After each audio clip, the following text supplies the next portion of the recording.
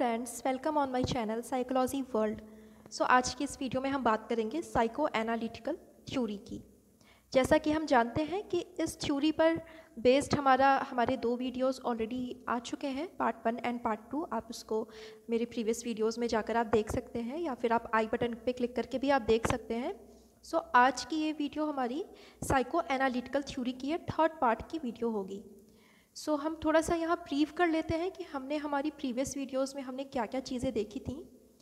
हम देखते हैं कि हमने फ्रायड के कॉन्ट्रीब्यूशंस को हम देख रहे थे कि उनका साइकोलॉजी में क्या योगदान रहा है, उनकी क्या क्या थ्योरीज रही हैं। तो उसके अंतर्गत हमने टोपोग्राफिकल स्ट्रक्चर को हमने समझा था, जिसके अंतर्गत हमने कॉन्शियस, सबकॉन्शियस और अनकॉन्शियस के बारे में हमने पढ़ा था। इसके बाद हमने स्ट्रक्चरल मॉडल को भी पढ़ा था और समझा था। इसमें हमने ईड, ईगो एंड सुपर ईगो की चर्चा की थी। इसके बाद अगर हम बात करें तो हमने मानसिक ऊर्जा तथा मूल प्रवृत्ति के सिद्धांत को भी हमने देखा था। इसके अंतर्गत इन्होंने physiological energy and mental energy को भी हमने समझा था। इसके बाद हमने मूल प्रवृत्ति के बारे में भी हमने समझा था। हम जानते हैं कि इसका नियंत्रण ईगो के द्वारा होता है और साथ ही हमने दो तरह की मूल प्रवृत्ति के बारे में हमने देखा था, जीवन मूल प्रवृत्ति और मृत्यु मूल प्रवृत्ति, एरोस एंड थैनाटोस। इसके बाद हमने एंजाइटी एंड डिफेंस मैकेनिज्म को भी हमने देखा था। ये चीज़ें हम कवर कर चुके हैं, आप मेरी प्रीवियस वीडियोस में जाके आप देख सकते हैं। डिफेंस मैकेनिज्म के अंतर्गत हमने बहुत सारे ऐसे डिफेंस मैकेनिज़म्स को हमने देखा था कि जिसका कि जनरली एक नॉर्मल इंसान, एक नॉर्मल आदमी जिसका कि यूज़ करता है अपने ईगो की रक्षा करने के लिए। यहाँ पे हमने प्राइमरी डिफेंस मैकेनिज़्म के अंतर्गत हमने ये 6 तरह के हमने डिफेंस मैकेनिज़म्स को हमने समझा था एंड सेकेंडरी डिफेंस मैकेनिज़म्स के अंतर्गत हमने 9 तरह के अलग अलग रक्षा युक्तियों के बारे में हमने समझा था। आज की इस वीडियो में हम बात करेंगे थ्योरी ऑफ साइकोसेक्सुअल डेवलपमेंट की। इसके बारे में हम थोड़ी सी चर्चा कर लेते हैं कि ये जो साइकोसेक्सुअल डेवलपमेंट की थ्योरी है, फ्रायड के बहुत सारे ऐसे कॉन्सेप्ट रहे इसके अंतर्गत। साइकोसेक्सुअल डेवलपमेंट में फ्रायड ने ऐसे बहुत सारे कॉन्सेप्ट दिए जो कि इनके खुद के ही सहयोगियों ने जिनको नहीं माना, नहीं स्वीकार किया। जैसे हम जानते हैं कि एडलर और युंग इनके सहयोगी रहे, लेकिन उन्होंने इसके अंतर्गत इनके दिए गए कुछ कॉन्सेप्ट्स को उन्होंने एक्सेप्ट नहीं किया और उन्होंने अपनी एक अलग साइकोलॉजी बना ली, एक अपने अलग साइकोलॉजिकल स्कूल की स्थापना उन्होंने की। ये थ्योरी बहुत ही इंपॉर्टेंट है और अगर हम यूजीसी नेट की बात करें तो एग्जामिनेशन पॉइंट ऑफ व्यू से भी ये पॉइंट बहुत ज़्यादा इंपॉर्टेंट हो जाता है, क्योंकि इससे कई बार क्वेश्चंस प्रीवियस पेपर्स में बहुत सारे क्वेश्चंस इससे आ चुके हैं और ये इससे 1-2 क्वेश्चंस हर एग्ज़ाम में होते ही होते हैं। हम यहाँ क्योंकि यूनिट 1 की चर्चा कर रहे हैं, इट डजेंट मीन कि सिर्फ यूनिट 1 से ही मीन्स ये चीज़ें सिर्फ यूनिट 1 के ही पार्ट्स हैं, क्योंकि हम अगर पूरे अपने सिलेबस को देखेंगे, जैसे जैसे हम आगे बढ़ते जाएंगे तो हम देखेंगे कि ये सारी थ्योरीज हमको वहाँ पे भी पढ़नी होगी। इसलिए मैं यहाँ पे इन थ्योरीज़ को मैं फर्स्ट यूनिट में ही इसको डीपली मैं कराते हुए चल रही हूँ, ताकि आगे के लिए भी ये चीज़ें हमारी कवर अप हो सकें। आप इस यूनिट को, आप इस टॉपिक को बहुत ही ध्यान से देखें और समझें। हम आज की वीडियो स्टार्ट करते हैं। Theory of psychosexual development. Freud के विचार दूसरे मनोवैज्ञानिकों से थोड़े से अलग रहे, बच्चों को लेकर भी, और इनका सेक्स के बारे में भी जो इनका विचार था, इनका जो थॉट था, वो बाकी मनोवैज्ञानिकों से बहुत ही अलग रहे। इनके अनुसार फ्रायड ने बतलाया है कि सेक्स का तात्पर्य उन सभी क्रियाओं से है जिससे व्यक्ति को या बच्चे को सुख मिलता है या संतुष्टि मिलती है। उन सभी क्रियाओं को इन्होंने सेक्स की संज्ञा दी है। साथ ही इन्होंने बतलाया है कि सेक्सुअल एक्टिविटीज़ की शुरुआत इन्फेंसी पीरियड से ही हो जाती है। मीन्स जब बच्चा छोटा होता है, शैशवावस्था में होता है, 0 मंथ्स का होता है, तभी से उसकी ये एक्टिविटीज़ स्टार्ट हो जाती हैं। इसको सेक्सुअल एनर्जी को फ्रायड ने लिबिडो की संज्ञा दी है। फ्रायड ने 5 मनोलैंगिक अवस्थाएं बतलाई हैं और प्रत्येक में 2 तरह की अनुभूतियां होती हैं, कुंठा की अनुभूति तथा अति सेवन की अनुभूति। मीन्स इन्होंने बच्चे के विकास क्रम को 5 भागों में बांटा है, 5 तरह के 5 स्टेजेस बताए हैं, जिसके द्वारा बच्चा धीरे धीरे वो युवा होता है। सो इसके अंतर्गत इन्होंने बतलाया है कि हर एक अवस्था में, हर एक स्टेज में जब बच्चा होता है तो उसके सामने दो तरह की अवस्थाएं आ जाती हैं, दो तरह की सिचुएशंस उसके सामने आ जाते हैं। एक तो कुंठा की अवस्था एंड सेकंड इज अति सेवन की अनुभूति। कुंठा की अवस्था हम देख लेते हैं क्या होती है। जब माता पिता द्वारा बच्चे की आवश्यकता की पूर्ति ढंग से नहीं की जाती तो बच्चे में कुंठा की अवस्था उत्पन्न होती है। मीन्स बच्चा कई बार चाहता है कि उसकी मदर उसके पास ही रहे, मीन्स उसके आसपास रहे, उसको छोड़कर ना जाए। सो आगे हम देखेंगे कि हर स्टेज में बच्चे की अलग अलग नीड्स होती हैं, बच्चे की अलग अलग आवश्यकताएं होती हैं। लेकिन अगर माता पिता के द्वारा उन आवश्यकताओं की पूर्ति नहीं की जाती या फिर सही ढंग से पूर्ति नहीं की जाती तो बच्चा कुंठित हो जाता है, फ्रस्ट्रेटेड हो जाता है, और ऐसे बच्चे आगे चल करके बहुत ही एग्रेसिव और गुस्सैल बनते हैं, गुस्से वाले होते हैं। वहीं अगर हम अति सेवन की बात करें तो इसके बारे में फ्रायड बतलाते हैं कि जब माता पिता के द्वारा बच्चों की आवश्यकता की पूर्ति ज़रूरत से ज़्यादा कराई जाती है तो उनमें अति सेवन की अनुभूति उत्पन्न हो जाती है। इसका मतलब है कि जब बच्चे को बहुत ज़रूरत से ज़्यादा प्यार दुलार दिया जाता है, बच्चे को पे बहुत ज़्यादा ध्यान दिया जाता है और ज़रूरत से ज़्यादा जब बच्चे की केयर की जाती है तो उसके अंदर अति सेवन जैसे चीज़ें आ जाती हैं।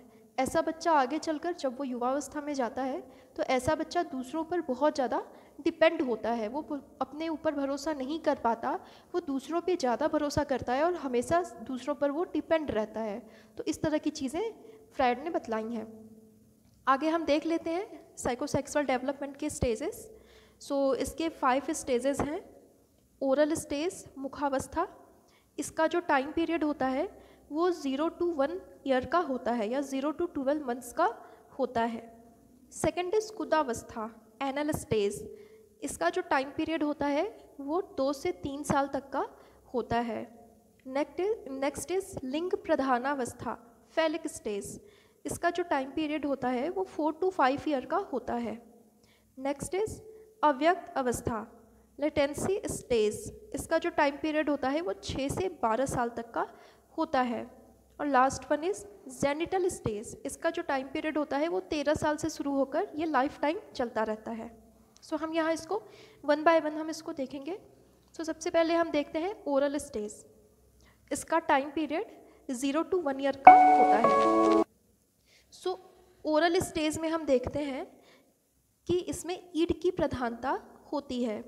जब बच्चा इस स्टेज में होता है तो उसके अंदर किसी तरह की मोरलिटी या फिर किसी तरह की ईगो का डेवलपमेंट नहीं हुआ होता, उसके अंदर केवल ईड की प्रधानता होती है। मीन्स बच्चा वो प्लेजर के प्रिंसिपल पे चलता है।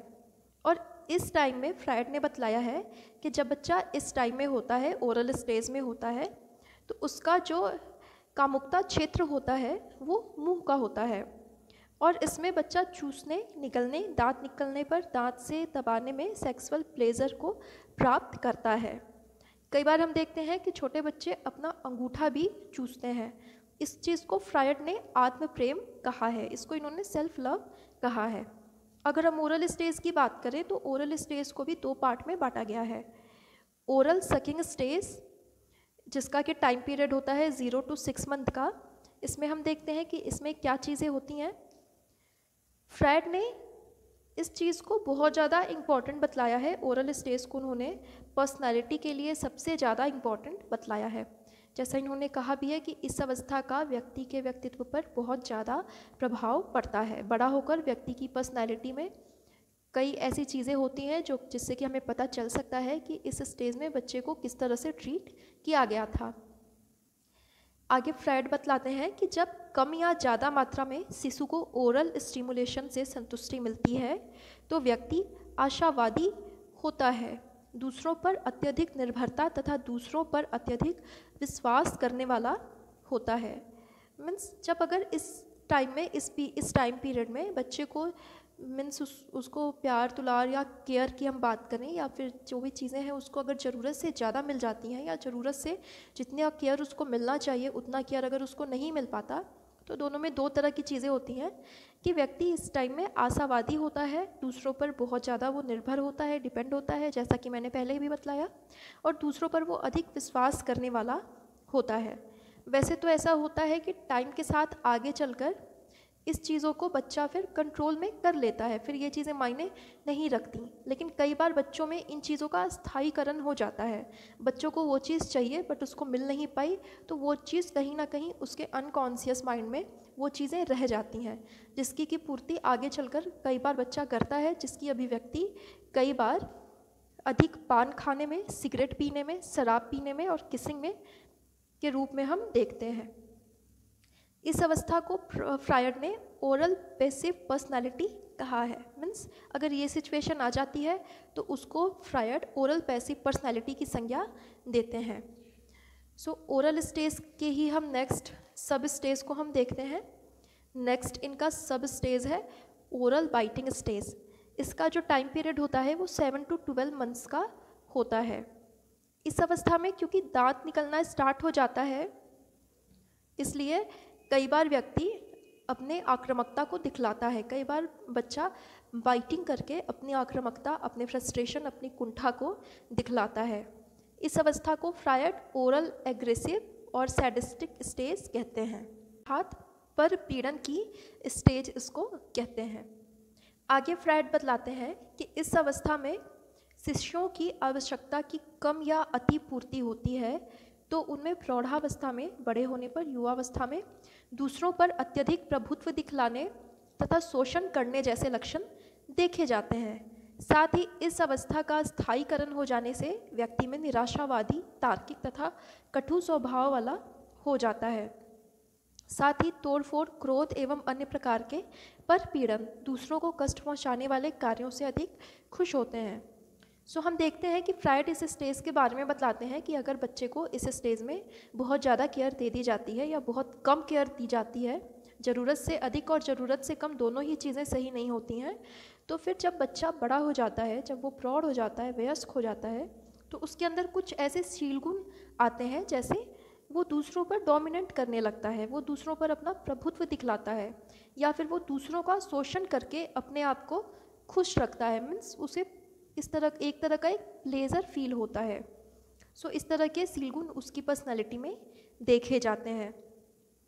लेकिन वक्त के साथ अगर ये चीज़ें उसकी पर्सनैलिटी में रह जाती हैं, अगर इस अवस्था का स्थायीकरण हो जाता है, तो फिर व्यक्ति आगे चल कर के उसकी पर्सनैलिटी में वो निराशावादी होता है, वो बहुत ज़्यादा लॉजिकल हो जाता है, और साथ ही साथ वो थोड़ा सा रूड बिहेवियर वाला हो जाता है, बहुत ही क्रोधी स्वभाव का वो हो जाता है। सो नेक्स्ट स्टेज हम देखते हैं एनल स्टेज। इस अवस्था, यह अवस्था 2 से 3 साल तक की होती है। इसमें शिशु का कामुकता क्षेत्र मुंह से हटकर एनल रीजन में आ जाता है। इस स्टेज को भी 2 भागों में, मीन्स इस स्टेज में भी 2 तरह की क्रियाएं हम देखते हैं। फ्रायड ने बतलाया है कि जब कोई भी शिशु या बच्चा इस स्टेज में होता है तो प्रायः वह 2 तरह की चीज़ें, 2 तरह की गतिविधियाँ, वो 2 तरह की एक्टिविटीज़ देखी जाती हैं। पहला है एनल एक्सप्रेशन स्टेज, गुदा निष्कासन अवस्था, and second is anal retentive stage, गुदा धारणात्मक अवस्था। सो इसको हम देख लेते हैं। गुदा निष्कासन अवस्था क्या चीज़ें हैं? इसमें क्या है कि इस अवस्था में क्योंकि बच्चा थोड़ा सा बड़ा हो चुका होता है, तो बच्चे को ट्रेनिंग दी जाती है, उसको अपने मीन्स अपना ध्यान रखने का, उसको टॉयलेट ट्रेनिंग दी जाती है। तो जब माता पिता के द्वारा, पेरेंट्स के द्वारा बच्चे को बहुत ही प्यार से और बहुत ही बिल्कुल नियमित रूप से, सही से, मीन्स उसको बहुत ही सही ढंग से टॉयलेट ट्रेनिंग दी जाती है, तो बच्चे के अंदर एनल एग्रेसिव जैसी चीज़ें होती हैं। मीन्स बच्चे कई बार अपने आप को मीन्स खुशामद करवाना चाहते हैं, कि जैसे जब माता पिता इस दौरान शिशुओं की खुशामद करते हैं, पुचकारते हैं, तो शिशु के अंदर आक्रामकता बढ़ती है। वयस्क होने पर उनमें एनल एग्रेसिव पर्सनैलिटी का विकास होता है, और ऐसे व्यक्तियों में क्रूरता, विनाशिता, क्रमहीनता, विद्वेष आदि की प्रधानता होती है। मीन्स ऐसे बच्चे टॉयलेट ट्रेनिंग के दौरान इस तरह की ट्रेनिंग वो बहुत जल्दी वो सीख लेते हैं, लेकिन फिर भी वो खुशामद करवाते हैं, अपनी खुशामद करवाते हैं, और साथ ही साथ वो मीन्स इस चीज़ को बहुत जल्दी वो निष्कासित कर देते हैं। लेकिन बड़े होने पर उनके अंदर कुछ ऐसे शील गुण देखे जाते हैं जिनमें कि हम विद्वेष, क्रमहीनता, विनाशिता को हम देख सकते हैं। इसी अवस्था की एक दूसरी एक्टिविटी होती है गुदा धारणात्मक अवस्था, एनल रिटेंटिव स्टेज। इसमें क्या होता है कि जब माता पिता द्वारा टॉयलेट ट्रेनिंग के दौरान कठोरता बरती जाती है तो शिशु जानबूझकर अपने मल मूत्र को रोक लेता है, जिसके द्वारा वह अपने माता पिता के प्रति अवज्ञा दिखलाता है और अपने माता पिता का ध्यान अपनी ओर आकर्षित करना चाहता है। इस स्टेज में क्या होता है कि जब टॉयलेट ट्रेनिंग के दौरान बच्चे के साथ में बहुत ज़्यादा सख्ती बढ़ती जाती है, बच्चे के साथ में कठोरता बढ़ती जाती है, तो बच्चा अपने माता पिता, अपने पेरेंट्स की बातों को मानना नहीं चाहता, इसलिए वो इस चीज़ को धारण कर लेता है, वो गुदा को धारण कर लेता है और अपने माता पिता का ध्यान अपनी ओर आकर्षित करना चाहता है। बड़े होने पर इस तरह के बच्चे एनल रिटेंटिव पर्सनालिटी के कहे जाते हैं और उनके अंदर कुछ सील गुण, जैसे ऐसे बच्चे जिद्दी होते हैं, काफ़ी कंजूस होते हैं, क्रमबद्ध होते हैं और सेमेनिस्ट होते हैं, पंचुअल होते हैं। मीन्स इस तरह के बच्चों में ये सील गुण देखे जाते हैं। साथ ही साथ फ्रायड ने बतलाया है कि इस अवस्था की समाप्ति होने पर मीन्स एनल स्टेज के जाते जाते बच्चों में ईगो का डेवलपमेंट स्टार्ट हो जाता है। आगे फ्रायड बतलाते हैं फैलिक स्टेज के बारे में, लिंग प्रधानावस्था। यह अवस्था चौथे 5वें साल के दौरान उत्पन्न होती है और बच्चे लिंग भेद से परिचित हो जाते हैं। बच्चों को पता होता है कि वो बेबी बॉय है या बेबी गर्ल है, उसको ये चीज़ें वो जान जाता है। इस अवस्था के बारे में फ्रायड ने कुछ इम्पॉर्टेंट चीज़ें बतलाई हैं, जैसे इस अवस्था में लड़कों में, बेबी बॉय में मातृ मनोग्रंथि, जिसको कि ऑडिपस कॉम्प्लेक्स कहा जाता है, का विकास होता है। इसमें बच्चा अनकॉन्शियसली अपने पिता से घृणा करता है और अपनी माता के प्रति वो अट्रैक्ट होता है। इस अवस्था में जो बेबी बॉय होते हैं उनके अंदर एक तरह का कॉम्प्लेक्स आता है जिसको कि ऑडिपस कॉम्प्लेक्स कहा जाता है। ये बहुत इंपॉर्टेंट है, प्रीवियस ईयर में इससे कई बार क्वेश्चंस आ चुके हैं, सो आप इसको Oedipus complex and Electra complex को बहुत ही ध्यान से पढ़ें। सो ऑडिपस कॉम्प्लेक्स लड़कों में होता है, बेबी बॉय में होता है, हिंदी में इसको मातृ मनोग्रंथि कहते हैं और इसके अंतर्गत बच्चा अपने पिता से घृणा करता है और अपनी माता के प्रति वो अट्रैक्शन फील करता है। इसी तरह से जो बेबी गर्ल्स होती हैं उनके अंदर इलेक्ट्रा कॉम्प्लेक्स उत्पन्न होता है, पितृ मनोग्रंथि, जिसके तहत वो अपनी माता से घृणा करती है और अपने पिता के प्रति वो आकर्षित होती है, अट्रैक्ट होती है। इस अवस्था में लड़कियों में इन्फेरियरिटी फीलिंग भी देखा जाता है, हीनता का भाव भी बेबी गर्ल्स में देखा जाता है। सो फ्रायड के इसी कॉन्सेप्ट को लेकर बहुत सारे मनोवैज्ञानिकों ने इनका विरोध किया और उन्होंने इनके इस चीज़ को नहीं स्वीकार नहीं किया। इनकी खुद की बेटी अन्ना फ्रायड, इन्होंने भी इनकी थ्योरी में इस चीज़ को Oedipus complex and Electra complex को, लिबिडो को उन्होंने स्वीकार नहीं किया, लेकिन आगे चल करके अन्ना फ्रायड ने भी इसके प्रति इन चीज़ों को उन्होंने भी अपने रिसर्चेस के द्वारा उन्होंने भी इन चीज़ों को एक्सेप्ट किया। आज के डेट में भी अगर हम बात करें, प्रेजेंट टाइम में भी बहुत सारे ऐसे साइकोलॉजिस्ट हैं जो कि फ्रायड के इस कॉन्सेप्ट को नहीं मानते, लेकिन ये कॉन्सेप्ट बहुत ज़्यादा इंपॉर्टेंट है, एग्जामिनेशन पॉइंट ऑफ व्यू से आप इसको ध्यान में रखें। आगे फ्रायड बतलाते हैं कि जब बच्चा इस अवस्था का सफलतापूर्वक समाधान कर लेता है तो उसमें नैतिकता का विकास होता है। प्रायः बच्चों द्वारा दमन तथा आत्मीकरण जैसे डिफेंस मैकेनिज्म का सहारा लिया जाता है तथा बच्चों में सुपर ईगो का विकास प्रारंभ हो जाता है। मीन्स इस स्टेज से जब बच्चा प्रॉपरली निकल जाता है, मीन्स बच्चा अपने आप को, उसको चीज़ें समझ में आने लगती हैं, वो वास्तविकता से परिचित हो जाता है, तो वो उसकी जो अनवांटेड नीड्स होती हैं, अनवांटेड इच्छाएं होती हैं, उसको बच्चा दमित कर लेता है। अनकॉन्शियसली उसके अनकॉन्शियस माइंड के द्वारा ये चीज़ें दमित हो जाती हैं और साथ ही साथ में बच्चे के अंदर आत्मीकरण का विकास होता है। आत्मीकरण का मतलब है कि जो बच्चा जो भी उसके आइडियल होते हैं उनके गुणों से प्रभावित होता है और अपने अंदर भी उन गुणों को विकसित करता है, तो इस तरह के मैकेनिज्म का सहारा लेता है और साथ ही साथ बच्चे में सुपर ईगो का भी विकास प्रारंभ हो जाता है।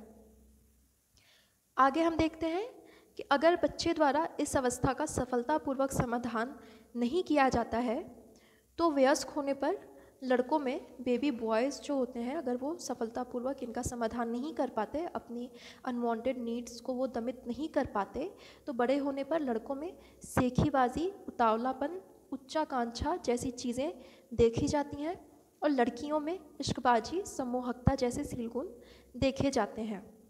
सो हम नेक्स्ट स्टेज को देखते हैं, लेटेंसिस स्टेज। यह अवस्था 6-7 साल से स्टार्ट होकर के 12 साल तक की होती है। ये स्टेज 6 और 7 ईयर से ये स्टार्ट होती है और 12 ईयर तक ये होती है।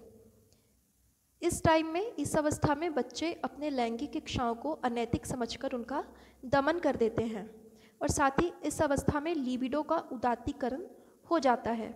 उदात्तीकरण का अर्थ है कि बच्चे के अंदर जो इस तरह की अनवांटेड नीड्स होती हैं उसको बच्चा दमित कर देता है और अपनी एनर्जी को वो पॉजिटिव वे में लगाता है। जैसे इस टाइम तक बच्चे स्कूल जाने लगते हैं, स्कूल ज्वाइन कर चुके होते हैं, तो बच्चा स्कूल में अपनी पढ़ाई पे, खेल कूद पे, अपनी हॉबीज़ पे वो फोकस करता है। इसकी अभिव्यक्ति बच्चों के द्वारा चित्रकारी, खेल कूद आदि के रूप में होती है। इस अवस्था में वे सामाजिक आदर्शों एवं नैतिक मूल्यों को अच्छी तरह से समझने लगते हैं एवं उनमें सुपर ईगो तेजी से विकसित होने लगता है। इस स्टेज में बच्चे को पता होता है कि अगर बच्चा कोई अच्छा काम करता है तो उसको रिवॉर्ड मिलता है, लेकिन अगर बच्चा कोई गलत काम करता है, बच्चा किसी से झगड़ा करता है, मारपीट करता है, या वो अगर अपने पेरेंट्स की बात नहीं सुनता तो कई बार उसे पनिश किया जाता है। तो इससे बच्चे के अंदर सुपर ईगो डेवलप होता है, बच्चा सही और गलत को समझने लगता है। इसके बाद हम आते हैं जेनिटल स्टेज पर, जो कि साइकोसेक्सुअल डेवलपमेंट का लास्ट स्टेज है। यह अवस्था 13 ईयर्स से आरंभ होती है और निरंतर ये चलती रहती है। इस अवस्था में हम जानते हैं कि बच्चा किशोरावस्था में होता है और उसके बॉडी में बहुत तरह के फिजिकल चेंजेस और हार्मोनल चेंजेस आते हैं। फ्रायड ने बतलाया है, फ्रायड के अनुसार, कि जब किशोरावस्था का प्रारंभिक स्टेज होता है, जब बच्चा 13-14 साल के एज में होता है, तो सभी बच्चों के अंदर में होमोसेक्सुअलिटी की प्रवृत्ति पाई जाती है। होमोसेक्सुअलिटी का मतलब है कि अगर बेबी बॉय है, अगर लड़का है, तो वो अपने दोस्तों में, अपने फ्रेंड्स मीन्स लड़कों में ही वो खुश होता है, और अगर लड़कियां हैं, गर्ल्स हैं, तो वो अपने फ्रेंड्स के रूप में वो गर्ल्स को ही वो चुनती हैं और उनमें ही वो रहती हैं। लेकिन जैसे जैसे बच्चा वयस्क होता चला जाता है, बड़ा होता चला जाता है, वैसे वैसे उसके अंदर हेटेरोसेक्सुअलिटी विकसित होती है। मीन्स बच्चा दूसरे सेक्स के प्रति, मीन्स मेल फीमेल के प्रति और फीमेल मेल के प्रति अट्रैक्ट होने लगते हैं। फ्रायड ने बतलाया है कि जिन बच्चों के अंदर या जिन व्यक्तियों में मनोलैंगिक विकास के प्रारंभिक अवस्थाओं में, विशेषकर प्रथम 3 अवस्थाओं में, जो कि हमने और ओरल स्टेज, एनल स्टेज और फैलिक स्टेज हमने देखा, वो 3 अवस्थाओं में किसी भी तरह का स्थायीकरण होने पर इस अवस्था में समायोजन में कठिनाई आती है। सो ये हुआ हमारा फ्रायड का साइकोसेक्सुअल डेवलपमेंट के 5 स्टेजेस। आगे हम देख लेते हैं फ्रायड सोशल साइकोलॉजी। फ्रायड ने सोशल साइकोलॉजी में भी अपना इंटरेस्ट दिखाया और इनकी पुस्तक आई 1913 में। इन्होंने अपनी बुक लिखी टोटम एंड टैबू, और जिसमें उन्होंने अपने सामाजिक सिद्धांत की व्याख्या की। समाज में जो जिस तरह के जो नियम बने हुए हैं, जो पुराने समय से जो नियम चले आ रहे हैं, पौराणिक काल से जिन नियमों का पालन होता आ रहा है, उन पर उन्होंने रिसर्च करके कि उन नियमों के पीछे की क्या साइकोलॉजी रही होगी, उस पर इन्होंने रिसर्च करके अपनी ये पुस्तक टोटम एंड टैबू को उन्होंने लिखा। ये बुक उनकी बहुत ही फेमस बुक रही और एग्ज़ाम में ये टोटम एंड टैबू ये बुक आ भी चुका है कि ये किसके द्वारा लिखी गई। सो आपको ध्यान में रखना है कि ये फ्रायड की पुस्तक थी। इसके बाद उन्होंने 1922 में उन्होंने अपनी दूसरी बुक लिखी group psychology and the analysis of the ego. Ego पर फ्रायड बहुत ज़्यादा फोकस करते हैं और उनके कई सारे कॉन्सेप्ट में हम देखते हैं कि उन्होंने ईगो को बहुत ही इम्पॉर्टेंट बतलाया है।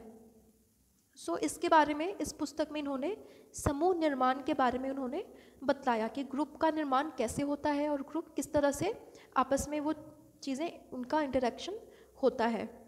साथ ही साथ इन्होंने सभ्यता में मौजूद मानव संघर्ष की व्याख्या अपनी पुस्तक सिविलाइजेशन एंड इट्स डिसकॉन्टेंट्स में इन्होंने किया।